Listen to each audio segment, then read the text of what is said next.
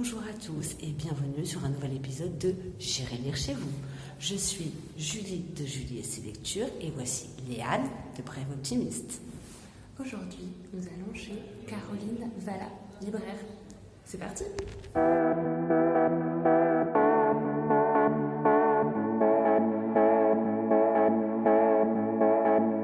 Caroline, peux-tu te présenter en quelques mots et nous expliquer quel est ton rapport avec les livres? À 25 ans, après avoir beaucoup bourlingué, je me suis dit quel est l'élément de ma vie qui ne bouge pas, c'était le livre. Et à partir de ce moment-là, je me suis dit je vais être libraire. Donc j'ai fait des études de librairie à Lyon. Je suis devenue libraire à 25 ans.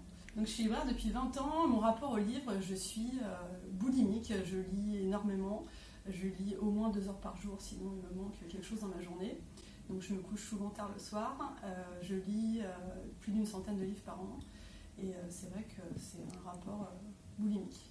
D'accord.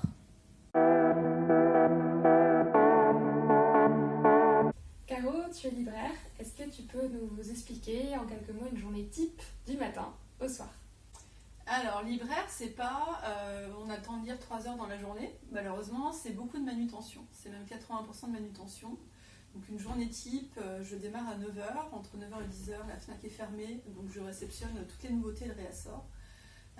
On remet les rayons à l'endroit parce que souvent le soir, il y a du bazar partout. Quand c'est les journées nouveautés, donc généralement c'est le mercredi, jeudi, vendredi pour la BD, on installe toutes les nouveautés entre 9 et 10. Comme ça, quand on ouvre à 10h, tout est quali. Après, c'est beaucoup d'enseignements, beaucoup de commandes. On est en période de rentrée, donc beaucoup de commandes de manuels scolaires. Le réassort à ranger, parce qu'en ce moment, on vend beaucoup pour les étudiants, pour les élèves. Donc on a beaucoup de réassorts. De temps en temps, on a la chance de faire des conseils pour des gens qui viennent acheter pour eux ou pour des amis, pour offrir un livre. Voilà. Mais là, en période scolaire, c'est vraiment pas ce que j'ai le plus souvent. Le plus souvent, c'est vraiment de la prescription scolaire, du rangement. Voilà. Peux-tu nous présenter tes coups de cœur et nous en parler en quelques mots? Alors j'en ai plein forcément parce que je lis beaucoup, mais si je devais en choisir un polar et un litté, je choisirais Mon mari de Maud Ventura aux éditions L'Iconoclaste et Le passager sans visage de Nicolas Beuglet qui vient de sortir chez XO. Voilà, mes 2 coups de cœur. Mon mari, un roman très original sur une femme amoureuse désespérément de son mari depuis des années, qui se fait des films en imaginant plein de choses autour de lui et elle finit par vriller totalement.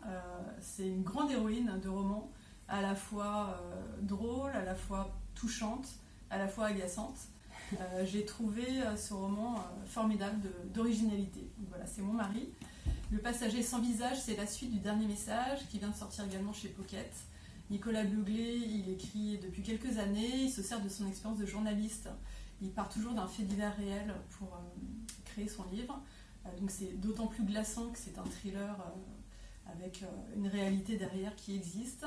Le passager sans visage, on découvre enfin ce qu'il y avait derrière la porte de Grace. Pour ceux qui ont lu le dernier message, il faut lire le dernier message en premier.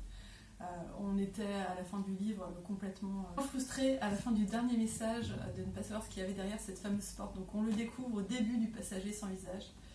C'est un grand thriller, un page-turner, complètement flippant sur ce qui se passe aujourd'hui, sur la chute de l'intelligence dans notre société. Voilà. Avec Caroline, vous avez lancé il y a quelques temps les apéros de Caro. Est-ce que tu peux nous en dire plus sur cette super démarche? Alors c'était pendant le premier confinement, on était tous les uns chez les autres, loin les uns des autres, il n'y avait plus de salon du livre, il n'y avait plus de rencontres, il n'y avait plus rien. Moi je ne travaillais pas puisque les librairies étaient fermées et tout ça me manquait. Et on avait déjà discuté avec Caro Boukine il y a quelques années d'une émission autour du livre et à ce moment-là, j'ai dit à Caro, est-ce que ça serait pas le moment de faire notre émission et d'inviter des auteurs en live. Donc l'idée est venue comme ça. Du coup, elle a adhéré au projet. Le premier auteur qu'on a invité, c'est Benoît Philippon, parce que c'est l'auteur qui a fait qu'on s'est rencontrés en fait, ensemble à Mulhouse. Donc on l'a invité pour le premier apéro. Et au départ, on ne devait pas du tout s'installer dans le temps. On s'était dit qu'on allait faire justement des apéros des carreaux avec des auteurs dont le livre était sorti juste avant le premier confinement. et pour leur redonner une visibilité. Donc les premiers apéros, c'était ça, c'était vraiment sur des livres, Olivier Bal, il y avait Benoît Philippon, il y avait Barbara Abel, il y avait Hervé Comer, et puis finalement, ça nous a plu de se retrouver comme ça une fois par semaine en live avec les gens qui nous suivaient, et on a continué l'aventure pendant 1 an et demi. On a reçu 37 auteurs. On a décidé à la rentrée de changer de formule, donc on va faire un apéro des carreaux nouvelle formule qui va être enregistrée. Donc là on a déjà enregistré nos 3 auteurs. On a notre copain Nico, Dylan François Nico, qui va nous faire une petite chronique tous les mois, et puis on va inviter un blogueur une fois par mois pour qu'il nous donne son coup de cœur. Et donc là on est en plein montage et on espère le mettre en ligne sur YouTube à la fin du mois, et ce sera un nouveau rendez-vous mensuel du coup enregistré. Parfait. Quels sont tes futurs projets? Alors, futurs projets, là j'ai des projets qui viennent de se concrétiser en fait. Je me suis occupée du rayon polar pendant plusieurs années, et puis là avec le Covid, avec tout ce qui s'est passé ces derniers mois, j'avais envie de changement tout de suite en fait. Donc j'ai récupéré le rayon littérature et je m'occupe de la rentrée littéraire. J'ai découvert plein de super bouquins, beaucoup de premiers romans. Voilà, donc en fait j'ai une espèce de pont entre ces 2 rayons que j'aime beaucoup, et mon projet qui va arriver dans quelques mois, je le maintiens au salon du polar dans la FNAC de Rony 2 où je travaille, qui s'appelle Rony Soit qui mal y pense, et du coup la 4e édition sera le 21 et 22 mai prochain avec le fameux Nicolas Beguet qui présidera mon salon.